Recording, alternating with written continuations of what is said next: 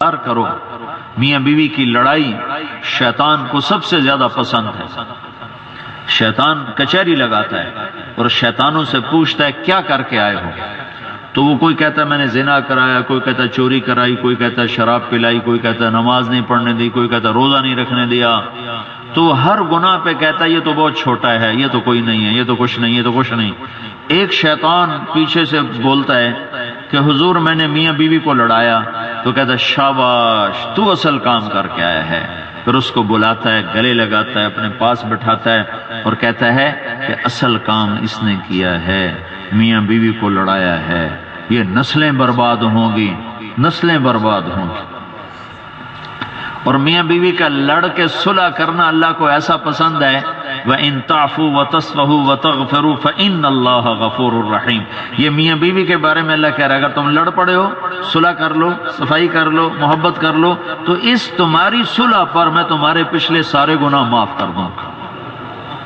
میاں بیوی کی صلح اللہ کو اتنی محبوب ہے کیونکہ اگر گھر میں محبت ہوگی تو اگلی نسل صحیح پروان چڑھے گی۔ میاں بیوی کی نفرت نسل کو برباد کر دیتی۔ تو اپنے گھروں کو آباد کرو حسن سلوک کے ساتھ، میٹھے بول کے ساتھ، درگزر کے ساتھ۔ ایک نوجوان میرے پاس آیا، کہنے لگا میرا بیوی سے بڑا جھگڑا رہتا ہے، کوئی وظیفہ بتاؤ۔ میں نے کہا وظیفے تو بیوی پہ اثر ہی نہیں کرتے، ویسے ہی مذاقاً کہا۔ میں نے کہا وظیفہ تو اثر ہی نہیں کرتا، تو کیا کروں؟ میں نے کہا اپنا طریقہ بدلو، لڑنا چھوڑ دو، لڑنا تو لڑنا چھوڑ دے، تو لڑنا چھوڑ۔ ہماری ایک دھوبن تھی ماسی شریفہ، تو وہ لڑتی تھی بڑی، اپنی بہوؤں سے بہت لڑتی تھی۔ تو ایک دن آ گئی میری بہن کے پاس کہ بی بی میں نے کوئی تویز دے، میری یہاں ساریاں نوواں میرے نال لڑدیاں، لڑتی خود تھی، تو میں نے کوئی تویز دے ساریاں میری یہاں نوکر بن جانا۔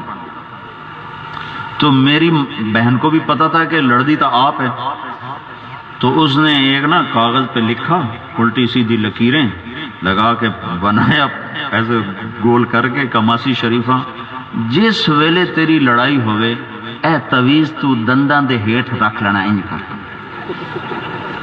تے تویز نو ڈگن نہیں دینا۔ جب تیری لڑائی شروع ہو تو تعویذ لے کر تو نے دانتوں میں رکھنا ہے اور تعویذ کو گرنے نہیں دینا۔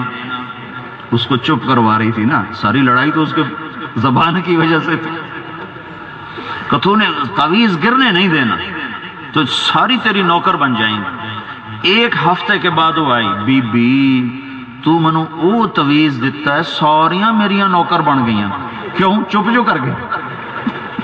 وہ چپ ہی نہیں ہوتی، وہ چپ ہوئی تو ساری محبت سے تو آدمی، وہ یہ بسیں ہوتی نا، بسیں، ان کے پیچھے الٹا سیدھا لکھا ہوتا ہے۔ میری زندگی گزر گئی سڑک پر، تو جب نئی بس آتی تو اس پہ لکھا ہوتا ہے ویکھ ٹور چکوری دی۔ چکوری ہوتا ہے نا، بڑا چکور، بڑا نخرے والا پرندہ ہے، تو نئی بس کے پیچھے لکھا ہوتا ہے ویکھ ٹور چکوری دی۔ جب وہ پرانی ہو جاتی تو اس کے پیچھے لکھا ہوتا ہے ہارن دے کر پاس کریں۔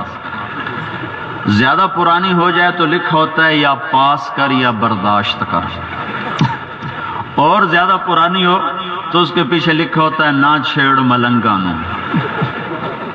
اور رنگ روغن ہو کے پھر آ جائے سڑک پر، رنگ روغن ہو کے، تو پیچھے لکھا ہوتا ہے خدا نے ایک بار پھر دلہن بنا دیا۔ یہ سارا میں نے بسوں کے پیچھے سے علم حاصل کیا ہے۔ ایک دفعہ ایک ویگن پہ لکھا ہوا دیکھا، ایسا دل کو لگا کہ ان ساری فضولیات کا وہ بدلہ ہو گیا۔ اس ویگن کے پیچھے لکھا ہوا تھا دل برائے فروخت، دل برائے فروخت، نیچے لکھا ہوا تھا قیمت، قیمت، آگے لکھا تھا ایک میٹھا بول، ایک میٹھا بول۔ میٹھے بول میں جادو ہے، جو یہ جادو سیکھ لے گا سارا جہان اس کے آگے نوکر بن جائے، جو یہ جادو سیکھ لے۔ یہ کالے جادو تو کراتے پھرتے ہیں، یہ حلال جادو بتا رہا ہوں، حلال جادو۔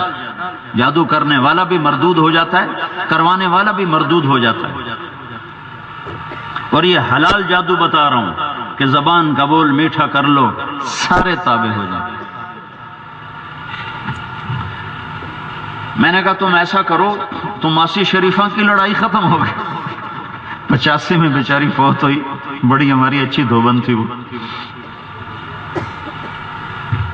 میں نے اس سے کہا تم ایسا کرو، جب کھانے پر بیٹھو تو 2-4 لقمے اپنی بیگم کو کھلا دینا اپنے ہاتھوں سے، تو انشاءاللہ تمہاری لڑائی ختم ہو جائے گی۔ کچھ ہفتے بعد اس کا فون آیا، تو میں نے اس سے پوچھا میری بات پہ عمل کیا تھا؟ کہنے لگا نہیں۔ میں نے کہا کیوں؟ کہنے لگا شرم آتی۔ میں نے کہا لڑتے ہوئے شرم نہیں آتی؟ عورت تو کمزور ہے، اس سے کیا لڑنا، مرد طاقتور ہے، ایک تھپڑ مار دے بیچاری ٹکڑے ہو کے گر جاتی ہے، تو کمزور سے کیا لڑنا۔ میں نے کہا تمہیں لڑتے ہوئے شرم نہیں آتی؟ گاما پہلوان تھا، گاما رستم زمان لاہور کا تھا، اور اس کا بھائی تھا امام بخش رستم ہند۔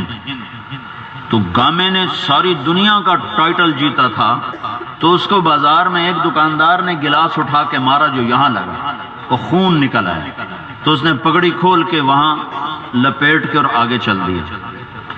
تو لوگوں نے کہا پہلوان جی یہ تو ماڑا جا بندہ تو مار گیا، تسی ایک تھپڑ مارو دی جان نکل جاوے۔ تو آپ نے اس کو کہا کیوں کچھ نہیں، کیوں نہیں کچھ کہا؟ تو گامے نے کہا کہ کمزور پہ ہاتھ اٹھاتے ہوئے شرم آتی، کمزور پہ ہاتھ اٹھاتے ہوئے شرم آتی۔ خیر 2 گھنٹے بعد اس نوجوان کا فون آیا، انہیں کہا جی مولوی صاحب کام ہی بن گیا۔ میں نے کہا کیا ہوا؟ کہ میں نے جو ایک پہلا ہی لقمہ اس کے منہ میں ڈالا تو اس کا منہ کھلا ہی رہ گیا، ایسے کر کے مجھے دیکھنے لگی، کہنے لگی تو خود تو کر نہیں سکتا، تجھے یہ سبق کس نے پڑھایا؟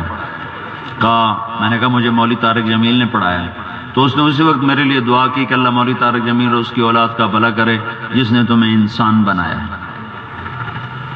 اپنے گھروں کو آباد کرو میٹھے بول کے ساتھ، درگزر کے ساتھ، یہ بھی تمہارے لیے جنت کا اسی طرح جنت بنے گی جیسے نماز سے جنت بنتی ہے، جیسے تبلیغ سے جنت بنتی ہے، جیسے علم سے جنت بنتی ہے، جیسے ذکر سے، حج سے، زکوٰۃ سے، عمرے سے جیسے جنت بنتی ہے، اللہ راضی ہوتا ہے، ایسے ہی اس سے بھی اللہ راضی ہوتا ہے۔